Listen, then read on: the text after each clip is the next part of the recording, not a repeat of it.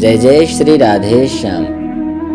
श्री हितजु महाराज अपनी मधुर मधुर बाल लीलाएं तथा प्रेममयी दशाओं के द्वारा अपने माता पिता तथा समस्त ग्राम निवासियों को प्रसन्न करते हुए अपने बाल्यावस्था को देवबंदे में ही व्यतीत किए। एक दिन की बात है, आश्विन शरद पूर्णिमा के दिन श्री व्यास मिश्र जी ने अपने सेव्य श्री प्रिया प्रीतम जी का शरद श्रृंगार किया। तत्पश्चात आरती की और श्री हितजु महाराज को चरणामृत प्रसाद देकर उनको ठाकुर जी के समीप में ही बैठाकर स्वयं श्री ठाकुर जी की किसी अन्य सेवा के लिए बाहर चले गए। इधर श्री हितजु महाराज युगल सरकार की अद्भुत रूप माधुरी का पान कर अत्यंत उन्मत्त हो गए और प्रेमावेश में ताली बजा बजा करके नृत्य करने लगे। तब श्री हितजु के भाव पर रीझ कर श्री प्रिया जी ने अपनी ओढ़नी उन्हें उड़ा दी और श्री लालजू महाराज ने अपनी मुक्तामाला श्री हितजु के कंठ में पहना दी। इतने में श्री व्यास मिश्र जी आ गए। उन्होंने देखा कि श्री हितजु महाराज तो प्रिया जी की ओढ़नी ओढ़े हुए हैं तथा ठाकुर जी की मुक्तामाला पहने हुए हैं और बेसुध होकर के नृत्य कर रहे हैं। श्री व्यास मिश्र जी समझ ही नहीं पा रहे थे कि यह सब इनका शिशु चापल्य है अथवा श्री युगल सरकार की इन पर हुई हेतु की कृपा है। इतने में श्री तारा रानी भी आ गई और उन्होंने ललक कर अपने पुत्र को गोदी में उठा लिया। श्री हितजु महाराज बेसुध अवस्था में थे और मुख से निरंतर राधा राधा नाम पुकार रहे थे। माता श्री तारा रानी ने अपने पुत्र के मुख पर छाई हुई पसीने के बूंदों को पोंछ लिया और थोड़ी देर तक अपने कंठ से पुत्र को लगाए रही।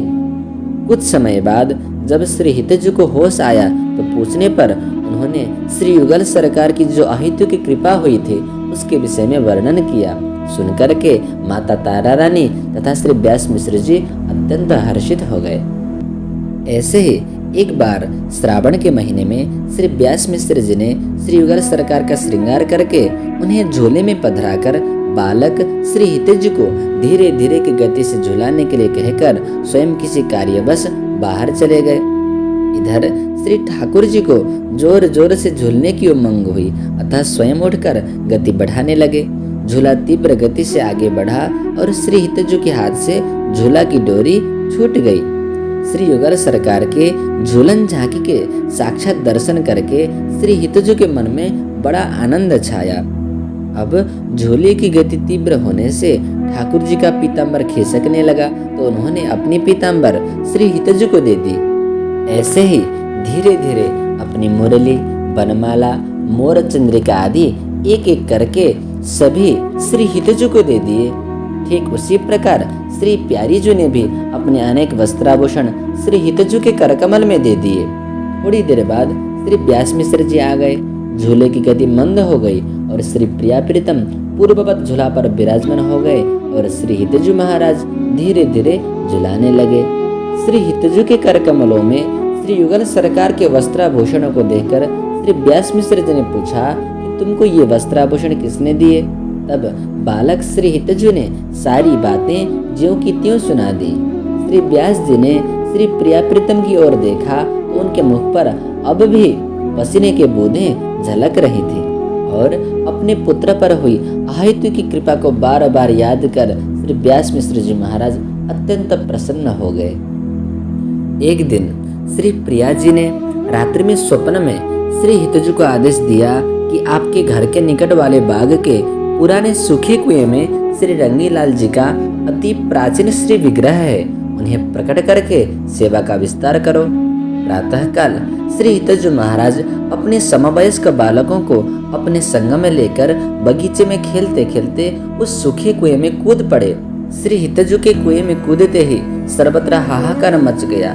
माता पिता अत्यंत विकल हो गए। श्री व्यास जी तो अति अधीर होकर कुएं में कूदने ही वाले थे। एकाएक कुएं में अपार प्रकाश दृष्टिगोचर हुआ। थोड़ी ही देर बाद सबने देखा कि श्री हितप्रभु श्री रंगीलाल जी के श्री विग्रह को अपनी गोदी में लिए स्वतः ही ऊपर की ओर आ रहे हैं। श्री हितजु के ऊपर आते ही वह जलहीन कुआं भी दिव्य जल से परिपूर्ण हो गया। सब लोग परम आनंदित हो गए। श्री ठाकुर जी की बड़े ही समारोह एवं वेद मंत्रों के द्वारा प्रतिष्ठा की गई और उनका शुभ नाम ठाकुर श्री नवरंगी लाल जी रखा गया। ठाकुर श्री नवरंगी लाल जी आज भी देवबंद में विराजमान हैं। यद्यपि श्री हित प्रभु अभी बालक ही थे, लेकिन उनके साथ में घटित होने वाले अद्भुत चमत्कार और प्रेममय दशाओं के द्वारा, प्रेममय लीलाओं के द्वारा सब लोग अभिभूत हो जाते थे और प्रभु के प्रति स्वतः ही आकर्षित हो जाते थे। और हो भी क्यों ना, क्योंकि श्री हितजू महाराज लालजू महाराज के करकमल की बंसी जो है, जिनके मधुर तान के द्वारा ही श्री लालजू महाराज समस्त विश्व को मोहित किए हुए हैं। जय जय श्री राधे श्याम।